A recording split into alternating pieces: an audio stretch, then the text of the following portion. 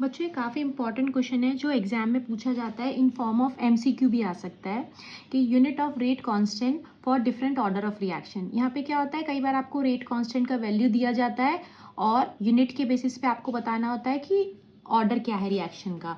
और कई बार क्या होता है, हमारे को ऑर्डर ऑफ रिएक्शन दिया जाता है और हमें पूछते हैं कि रेट कांस्टेंट का यूनिट क्या होगा। अब देखो, रेट कांस्टेंट को ना रेट कांस्टेंट के अलावा वेलोसिटी कांस्टेंट भी बोलते हैं और कांस्टेंट ऑफ प्रोपोर्शनैलिटी भी बोलते हैं। तो एग्जाम में तीनों में से कोई भी नाम आ सकता है, तो आपको वहाँ पे कंफ्यूज नहीं होना है। अब ये एक जनरल रिएक्शन है, क्या है कि हमारा ए और बी जो है वो रिएक्ट करके क्या बना रहा है, प्रोडक्ट बना रहा है। तो ये जो इक्वेशन है इसके लिए हमारा क्या आएगा, रेट इज इक्वल टू के क्या है, रेट कांस्टेंट है, रेट इज इक्वल टू के ए टू द पावर एक्स।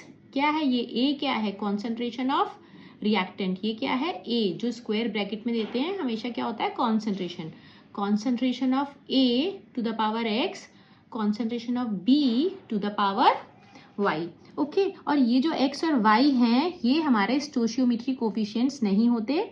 ये एक्स और वाई जो हैं ये एक्सपेरिमेंटली डिटेक्ट होते हैं। हम सीरीज ऑफ एक्सपेरिमेंट्स करते हैं और हमारी एक्स और वाई की वैल्यू आती है। इनका जो सम होता है ये क्या होता है, ऑर्डर ऑफ रिएक्शन।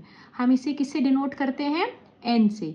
इन दोनों का सम क्या है, ऑर्डर ऑफ रिएक्शन, जिसको हम एन से डिनोट करते हैं। ये हमारे और भी हो सकता था, ए प्लस बी प्लस सी भी हो सकता था। तो यहाँ पे क्या आ जाता, C to the power Z, फिर ऑर्डर ऑफ रिएक्शन क्या हो जाता, X plus Y plus Z. ठीक है, अब एग्जाम में क्या आता है, एग्जाम में आपसे ये जो रेट कांस्टेंट है इसका यूनिट पूछा जाता है। ओके, और इस रेट कांस्टेंट का यूनिट जो है अलग अलग ऑर्डर के लिए अलग अलग होता है। तो अगर आपको एग्जाम में आता है ये निकालने के लिए, तो आप इसके लिए एक जो फॉर्मूला जो आप याद कर सकते हो वो क्या है, वो है mole per litre to the power 1 minus N. N क्या है, order of reaction per second.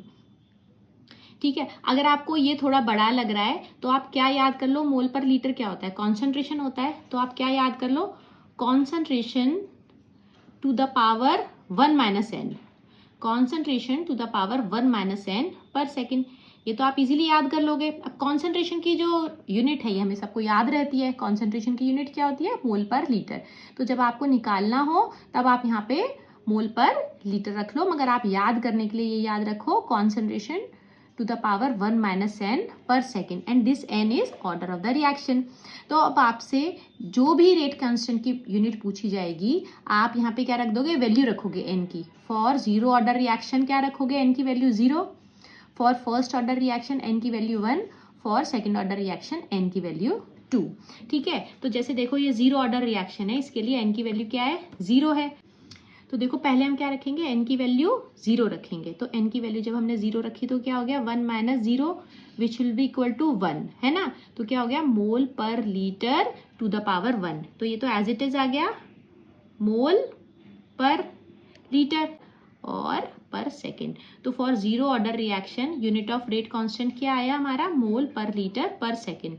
For first order reaction में हम n की वैल्यू क्या रख देंगे, 1, n की वैल्यू 1 रखी तो क्या आ गया, ये 1 माइनस 1, 1 माइनस 1 क्या हो जाएगा, 0। तो mole per litre to the power 0 which will be equal to 1। ठीक है ना, तो ये क्या हो गया, 1 इंटू पर सेकेंड, मतलब यूनिट क्या आ गई, पर सेकेंड। तो for first order reaction rate constant की यूनिट क्या आई, पर सेकेंड। अब लास्ट क्या है, फॉर सेकेंड ऑर्डर रिएक्शन, यहाँ पे हम क्या रख देंगे, 2 रख देंगे। ठीक है, तो क्या आ गया, 1 माइनस 2, 1 माइनस 2 आया तो which will be equal to 1 minus 2 minus 1 आया। तो ये क्या हो गया हमारा, मोल per litre to the power -1। इसको ब्रैकेट को खोलेंगे तो क्या आएगा, पर मोल हो जाएगा। ये 1 इंटू -1 विल बी -1, तो ये पर मोल इंटू में -1 इंटू -1 1 आया लीटर, है ना। तो ये क्या हो गया, पर मोल लीटर पर second. So for second order reaction हमारी यूनिट ऑफ रेट कांस्टेंट क्या आई, पर मोल लीटर पर सेकेंड। तो ये तो हमने क्या निकाल लिया कि अगर आपको ऑर्डर ऑफ रिएक्शन दिया गया है तो आपको रेट कांस्टेंट की जो यूनिट है अगर वो निकालने को आती है तो आप कैसे निकालोगे। अब एग्जाम में ऐसे भी आता है कि आपको रेट कांस्टेंट की वैल्यू दी जाती है और आपको ऑर्डर ऑफ रिएक्शन निकालना होता है। तो वो एग्जाम्पल करते हैं।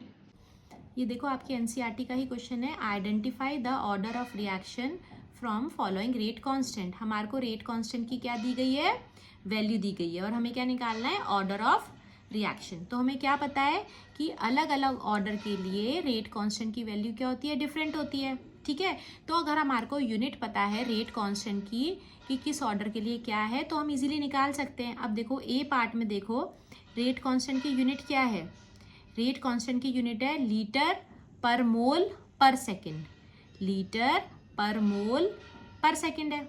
और लीटर पर मोल पर सेकेंड किसके लिए होती है, सेकेंड ऑर्डर रिएक्शन के लिए। तो यहाँ पे ऑर्डर ऑफ रिएक्शन क्या है, सेकेंड। और बी के लिए देखो के का वैल्यू क्या है, 3 × 10⁻⁻⁴ पर सेकेंड। तो पर सेकेंड जो है ये हमारी रेट कांस्टेंट की यूनिट कब होती है, जब हमारा फर्स्ट ऑर्डर रिएक्शन होता है। ठीक है, तो ये कैसा रिएक्शन है, फर्स्ट ऑर्डर रिएक्शन है। तो अगर आपको एग्जाम में रेट कांस्टेंट की वैल्यू दी जाती है तो आप यूनिट देख के ये बता सकते हो कि ये कौन सा ऑर्डर ऑफ रिएक्शन है। ओके।